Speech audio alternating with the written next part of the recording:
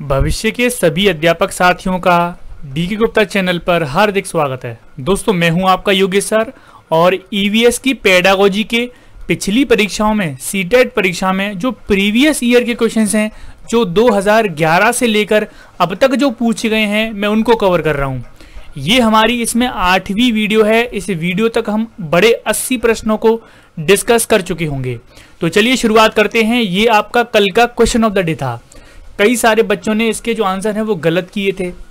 नीचे जो comment section होता है उसमें मैं आपको बता देता हूँ कमेंट करके कि आंसर क्या है।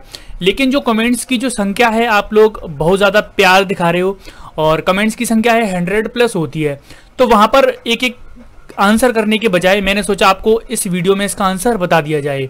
तो कल का क्वेश्चन ऑफ द डे ये था क्वेश्चन, जिसमें से बहुत सारे बच्चों ने गलत किया।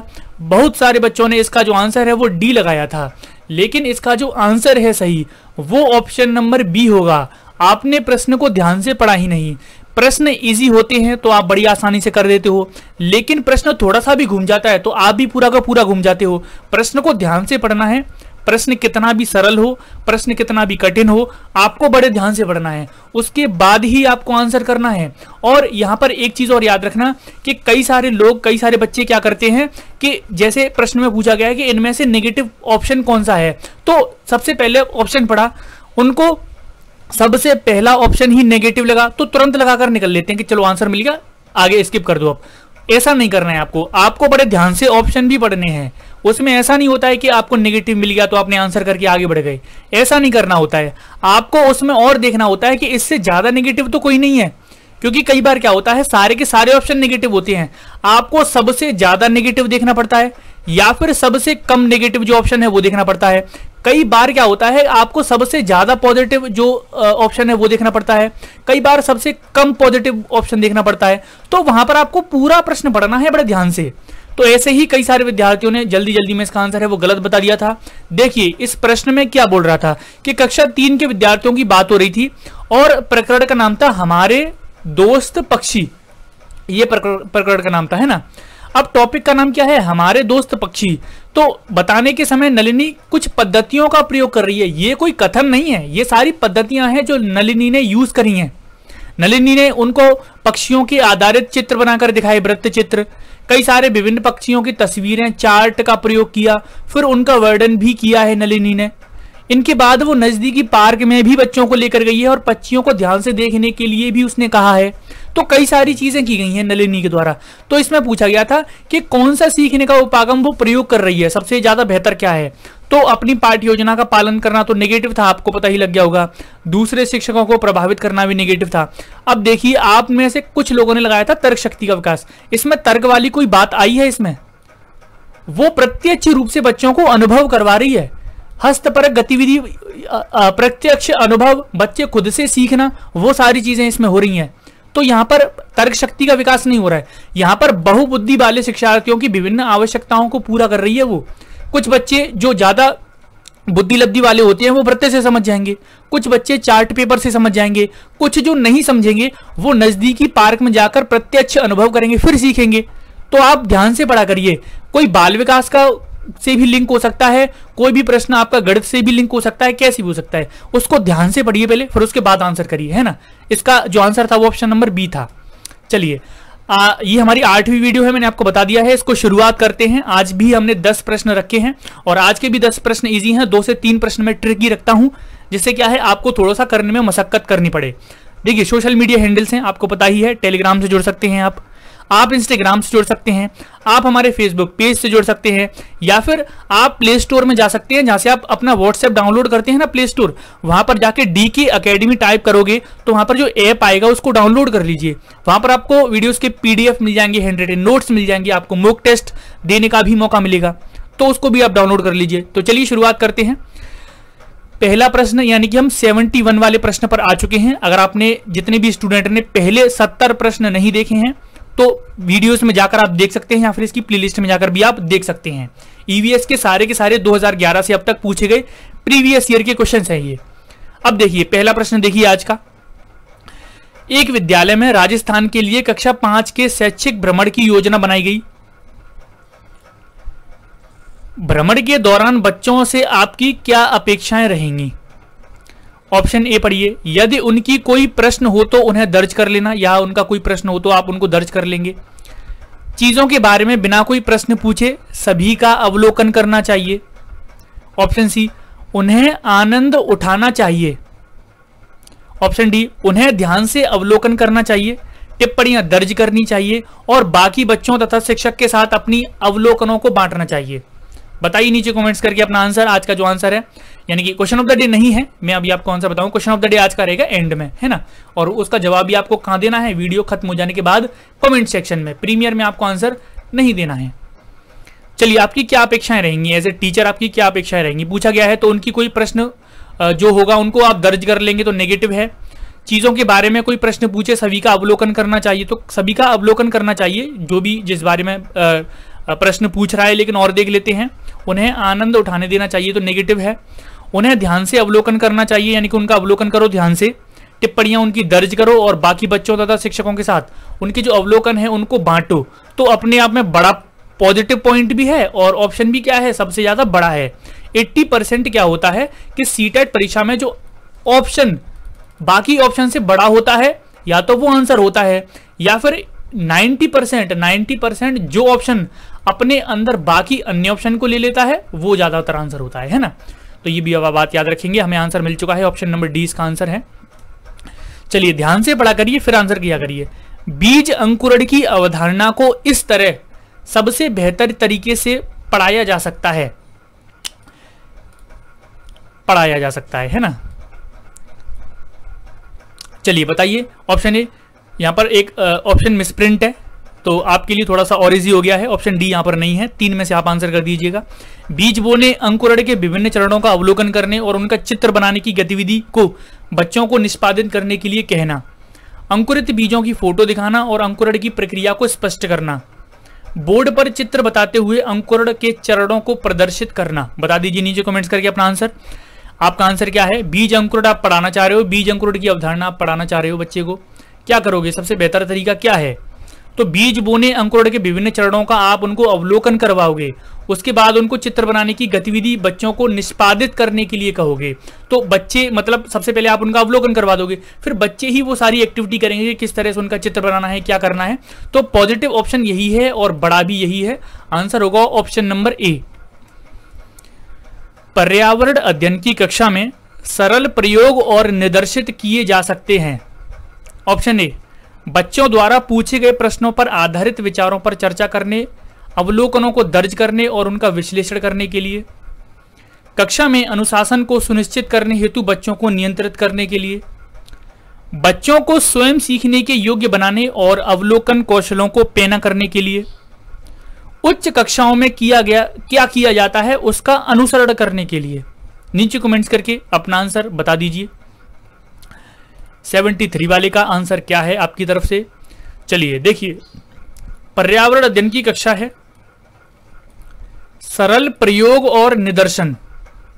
तो अगर आपको निदर्शन भी सबसे पहले जब बता देता हूं, इसको बोलते हैं जैसे किसी चीज का जब आप सैंपल लेते हो ना, तो सैंपल लेके आप किसी चीज को पढ़ रहे हो, किसी चीज को कर रहे हो, उसको बोलते हैं निदर्शन। तो मान लीजिए चलो नहीं भी पता है आपका, लेकिन फिर भी ये क्वेश्चन क्या है, सीटेट एक ऑप्शन रखता है कि कभी आपको एक शब्द का मीनिंग एग्जैक्टली नहीं पता हो तो आपको फिर भी क्वेश्चन समझ में आ जाए। और सीटेट में तो होता ही है कि क्वेश्चन भी नहीं समझ में आए तो ऑप्शन से आप कर देते हो आंसर, ऑप्शन से भी कई बार आंसर सही हो जाता है ना।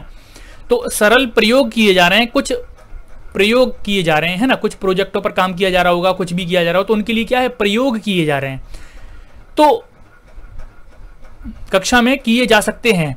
तो ये चीज किस लिए की जा सकती है? बच्चों द्वारा प्रश्नों पर आधारित विचारों पर चर्चा करने। अच्छा, बच्चों द्वारा जो प्रश्न पूछे गए हैं उन पर चर्चा करने के लिए प्रयोग किए जा रहे हैं, या फिर अवलोकनों को दर्ज करने और उनका विश्लेषण करने के लिए सारे प्रयोग किए जा रहे हैं। कक्षा में अनुशासन को सुनिश्चित करने हेतु बच्चों को अब नियंत्रित नहीं करना है, नेगेटिव है, कट गया। बच्चों को स्वयं सीखने के योग्य बनाना अपने आप में बहुत बड़ा पॉजिटिव पॉइंट है और 80% 90% हमें पता लग गया है कि ये आंसर होगा। बच्चों को स्वयं सीखने योग्य बनाना है हमें, और अवलोकन कौशलों को पैना करना है, यानी कि पैना करने से मतलब है जो भी अवलोकन कौशल हैं उसको बच्चे को और बेहतर करना है हमें। उच्च कक्षाओं में क्या किया जाता है उसका अनुसरण करने के लिए, तो नेगेटिव है। ऊपर वाली कक्षाओं में क्या किया जा रहा है उसका अनुसरण करने के लिए, उसको रिपीट करने के लिए हम सरल प्रयोग करवाएंगे, सरल सैंपलिंग करवाएंगे बच्चों से, तो गलत है। तो आंसर हमें मिल चुका था, ऑप्शन नंबर सी इसका आंसर होगा। ऑप्शन नंबर ए बड़ा है लेकिन प्रश्न पूछना, देखिए इसमें नेगेटिव है, आपको पता लग गया। विचारों पर चर्चा की जा सकती है लेकिन यहाँ पर प्रश्न पूछने वाली बात जो आई है उस पर चर्चा की जा रही है ना। अवलोकनों को दर्ज किया जा रहा है, उनका विश्लेषण किया जा रहा है, लेकिन इससे भी ज्यादा पॉजिटिव क्या है, बच्चे स्वयं करके सीखें, उस योग्य बच्चों को बनाया जा रहा है, इसलिए आंसर हमारा ऑप्शन नंबर सी होगा। बच्चों को विभिन्न प्रकार के ईंधन से परिचित कराने के लिए शिक्षक, ऑप्शन ए, कक्षा में कुछ ईंधनों के नमूने दिखा सकता है। एक लघु फिल्म दिखाने के साथ खाना पकाने के लिए इस्तेमाल होने वाले संभावित ईंधन के प्रकारों पर बच्चों के साथ चर्चा कर सकता है। चार्ट पर ईंधन के चित्र प्रदर्शित कर सकता है। बच्चों से विभिन्न प्रकार के इंजनों की सूची बनाने के लिए कह सकता है।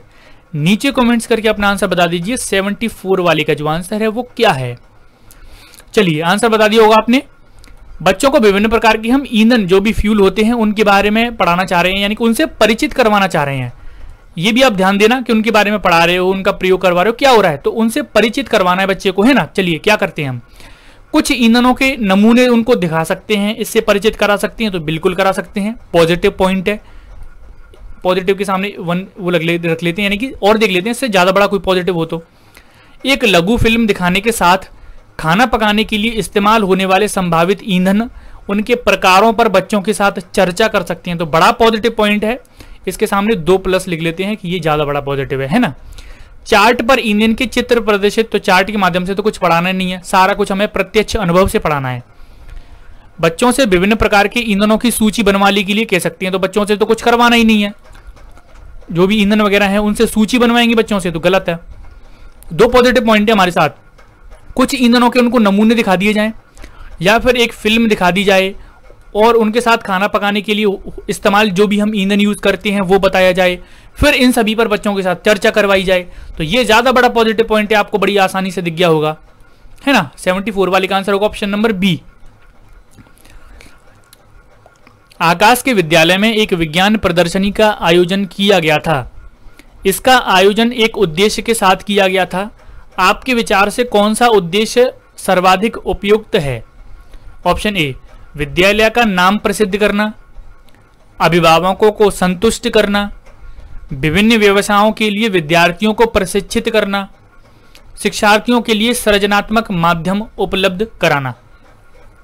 नीचे कमेंट्स करके अपना आंसर बता दीजिए कि 75 वाले का जो आंसर है वो ऑप्शन नंबर क्या है। चलिए देखिए, विज्ञान प्रदर्शनी, एक प्रदर्शनी लगाई गई है विद्यालय में जो कि किसकी है, साइंस की है, विज्ञान की है। तो इसका एक उद्देश्य है इस प्रदर्शनी का, तो क्या उद्देश्य हो सकता है आपके विचार से। आपको बताना है कि एक विज्ञान प्रदर्शनी लगाई गई है, तो आपके विचार से क्या उद्देश्य हो सकता है उसका, बताइए। विद्यालय का नाम प्रसिद्ध करना है तो नेगेटिव पॉइंट है, कभी भी। अच्छा, आप पर्यावरण के कई सारे प्रश्नों को देख चुके हैं, आज तक आप 80 प्रश्नों को देख लोगे, तो आपको ये तो पता लग गया ना कि अभिभावकों को संतुष्ट करने के लिए, किसी का नाम प्रसिद्ध करने के लिए, तो ये सारे नेगेटिव पॉइंट है ना। तो इनको आप याद रखिएगा, 2 ऑप्शन कट चुके हैं। विभिन्न व्यवसायों के लिए विद्यार्थियों को प्रशिक्षित करना, तो प्रशिक्षित व्यवसाय के लिए करोगे किसी विद्यार्थी को, तो एक विज्ञान प्रदर्शनी से कर दोगे आप, तो नेगेटिव है, मतलब थोड़ा थोड़ा पॉजिटिव है, लेकिन क्या है हमारा नेगेटिव है, लगभग नेगेटिव ही है। शिक्षार्थियों के लिए सृजनात्मक माध्यम उपलब्ध कराना, विज्ञान प्रदर्शनी में क्या है, बच्चे क्रिएटिव चीजें देखेंगे और उनका दिमाग है वो थोड़ा सा क्रिएटिव बनेगा और सृजनात्मक क्रिएटिविटी वाले जो भी माध्यम है वो उपलब्ध होंगे बच्चों के लिए, तो ये सबसे ज्यादा बड़ा पॉजिटिव पॉइंट है। तो आंसर होगा ऑप्शन नंबर डी, है ना। चलिए आगे देख लेते हैं। पर्यावरण अध्ययन की पाठ्यपुस्तक में अभ्यास एवं गतिविधि को डैश उपलब्ध कराना चाहिए। ऑप्शन ए, प्रकरणों में अंतर्निर्मित। ऑप्शन बी, पुस्तकों में अलग अलग स्थानों पर। ऑप्शन सी, इकाई के अंत में। ऑप्शन डी, पाठ के अंत में।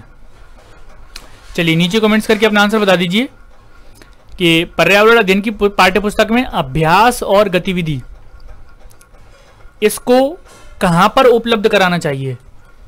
प्रकरण के अंतर्निर्मित यानी कि प्रकरण जो भी टॉपिक पढ़ा रहे हैं उस टॉपिक के अंतर्गत ही हम बच्चों को अभ्यास और गतिविधि यानी कि जो उपलब्ध करवाएंगे टॉपिक के अंदर ही, यानी कि टॉपिक के साथ साथ, अंदर यानी कि साथ साथ।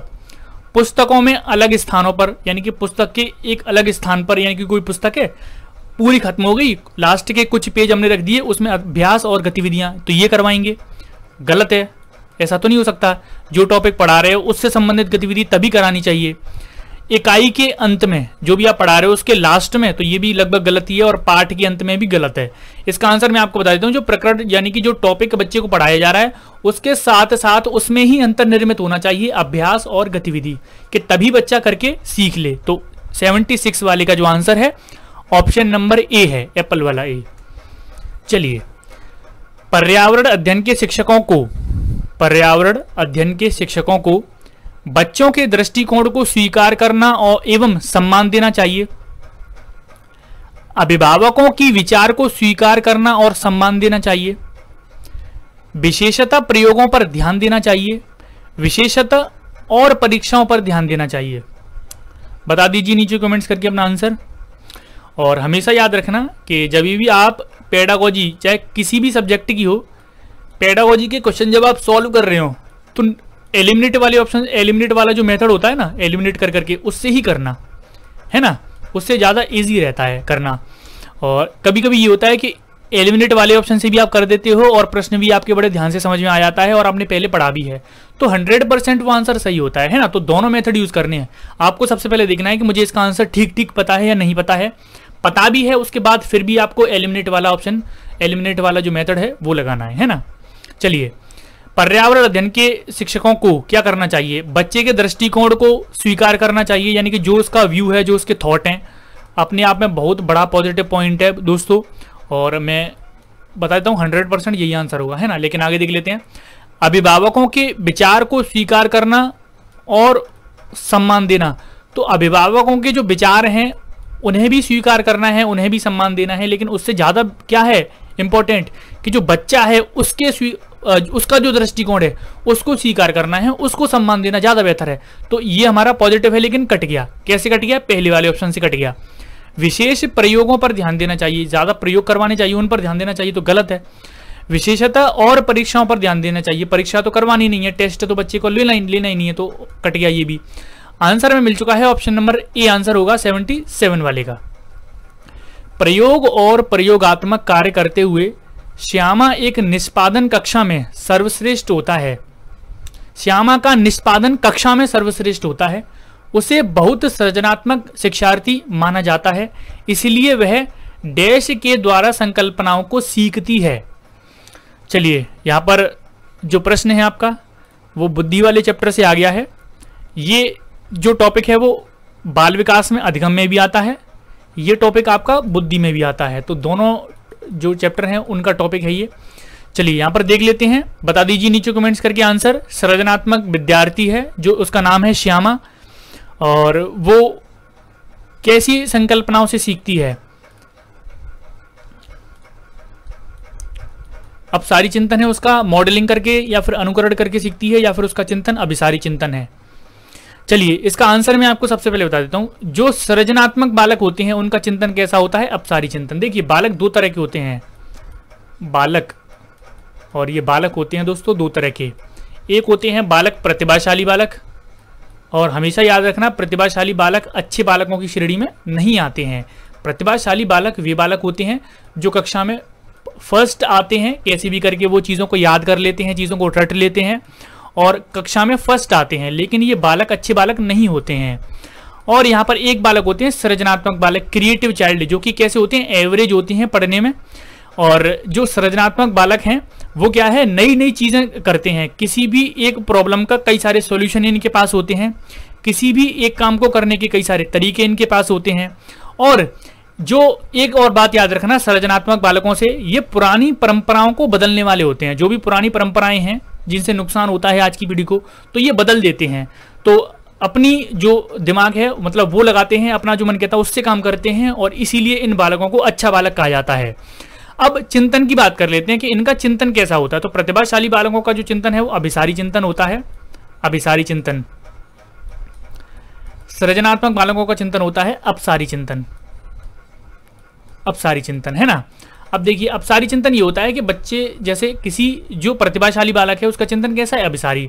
अगर आप उसको बोलोगे कि बच्चा बता दे कि 2 और 2 कितने होते हैं, तो तुरंत बता देगा 4 होते हैं। 5 × 5 कितने होते हैं, तो तुरंत बता देगा, टेबल उसको याद ही होगा, 25 होते हैं। लेकिन अगर आप उससे ये पूछ लो कि ये बता दे कि कितने और कितने को हम प्लस करें कि 13 हो जाए, या फिर कितने और कितने को हम मल्टीप्लाई करें कि 25 हो जाए, तो नहीं बता पाएगा, वहां वो फंस जाएगा। क्योंकि बालक कैसा है, प्रतिभाशाली बालक है, रट कर सीख लेता है चीजों को। उसका चिंतन कैसा है, मतलब खुला हुआ नहीं है, अभिसारी चिंतन है। एक बालक होते हैं अपसारी बालक। अब आप उनसे पूछ लो कि किन संख्याओं को प्लस करेंगे कि 3 हो जाए, तो तुरंत बता देगा 2 1 को प्लस करेंगे तो 3 हो जाएगा। आप यहाँ पर बता दोगे कि 25 लिखा हुआ है, अब ये बता दो कि कितनी और कितनी संख्याओं को हम मल्टीप्लाई करें, तो तुरंत बता देगा 5 को करो और 5 को करो। कैसे भी घुमाकर प्रश्न पूछ लो वो तुरंत बता देगा। तो इस तरह का बालक होता है अपसारी चिंतन वाला सृजनात्मक बालक। इस तरह से बालक 2 तरह के होते हैं, आपको समझ में आ गया होगा, छोटा सा टॉपिक है। आगे बढ़ते हैं। प्राथमिक स्तर पर पर्यावरण अध्ययन में रचनात्मक आकलन डैश को शामिल नहीं करता है। बता दीजिए नीचे कमेंट्स करके अपना आंसर के शिक्षार्थियों की ग्रेडिंग और रैंकिंग को शामिल नहीं करता है, शिक्षार्थियों में अधिगम रिक्तियों की पहचान को शामिल नहीं करता है, शिक्षण में कमियों की पहचान को शामिल नहीं करता है, शिक्षार्थियों को सीखने को बढ़ावा देने में शामिल नहीं करता है। बता दीजिए नीचे कमेंट्स करके अपना आंसर के 79 वाले का जो आंसर है वो क्या होगा। चलिए आपने आंसर बता दिया होगा। प्रश्न बोल रहा है कि प्राथमिक स्तर, तो सबसे पहले बात आनी चाहिए बच्चों की कि कैसे बच्चे हैं, छोटे बच्चे हैं, प्राथमिक स्तर की बात हो रही है। पर्यावरण अध्ययन में रचनात्मक आकलन, आकलन कैसा है, रचनात्मक है। जो रचना करने वाले आकलन होते हैं, रचनात्मक आकलन, वो किस चीज को शामिल नहीं करता है, तो विद्यार्थियों की ग्रेडिंग और रैंकिंग तो गलत, नेगेटिव है, तो ऑब्वियस सी बात है कि इसको शामिल नहीं करेगा। हमारा आंसर है ऑप्शन नंबर ए ही हो जाएगा। अधिगम रिक्तियों की पहचान, तो कोई भी आकलन हो तो उसमें बालक में अधिगम की कैसी रिक्तियां हैं उनकी पहचान तो करेगा ही करेगा, ये चीज तो करनी होती है आकलन में। शिक्षकों की कमियों की, शिक्षण की कमियों की पहचान, शिक्षण में क्या कमी है इसकी भी पहचान करेगा, तो ये भी पॉजिटिव है, ये भी पॉजिटिव है। शिक्षार्थियों के सीखने को बढ़ावा, तो सीखने को बढ़ावा तो देगा ही आकलन, रचनात्मक आकलन है, तो सारे पॉजिटिव हैं। नेगेटिव है केवल ग्रेडिंग और रैंकिंग, बच्चों की हमें रैंकिंग और ग्रेडिंग नहीं करनी है रचनात्मक मूल्यांकन में, है ना, सॉरी रचनात्मक आकलन में। चलिए 79 वाले का आंसर ऑप्शन नंबर ए है। और क्वेश्चन ऑफ द डे आपकी स्क्रीन पर है, आपको ही देना है नीचे कमेंट्स करके आंसर, अभी नहीं देना है, जब वीडियो खत्म हो जाए उसके बाद देना है। उसके अलावा आपको नीचे कमेंट्स करके बता देना है कि आपके 10 में से कितने सही हैं, कितने सही हैं, 10 में से कितने आंसर आपके सही हैं। आप लोगों के इसमें से देखिए 9 सही जाने चाहिए या फिर 10 सही जाने चाहिए। जिसके 8 सही हैं तो कोई दिक्कत वाली बात नहीं है, लेकिन उससे कम है तो दिक्कत वाली बात है, आपको पढ़ाई करनी पड़ेगी। चलिए प्रश्न बोल रहा है कि कक्षा 5 के शिक्षार्थियों को हवा सब जगह है प्रकरण पढ़ाते समय ललिता गतिविधियों को करने की योजना बनाती है। देखिए प्रकरण का नाम है हवा सब जगह है, तो ये प्रकरण पढ़ाना है, तो कौन सी गतिविधि करेगी ललिता, प्रकरण से संबंधित प्रश्न पूछना, शिक्षार्थियों को क्षेत्र भ्रमण पर ले जाना, विशिष्ट उदाहरणों से संकल्पना की व्याख्या, संकल्पना को समझाने के लिए मल्टीमीडिया कैप्सूल का प्रयोग। अब प्रश्न यह है कि उपरोक्त प्रस्तावित गतिविधि में से कौन सा प्रकरण को प्रभावी तरीके से पढ़ाने के लिए सार्थक नहीं है। बड़े सोच समझ के देना कि हवा सब जगह है, इस चीज को पढ़ाना है, तो कौन सा इसमें से गतिविधि जो उस प्रकरण को पढ़ाने के लिए सार्थक नहीं है, नीचे कमेंट्स करके आपको बताना है आज का प्रश्न। और उम्मीद करता हूं कि सब लोग अच्छा बताएंगे, है ना, सही बताएंगे।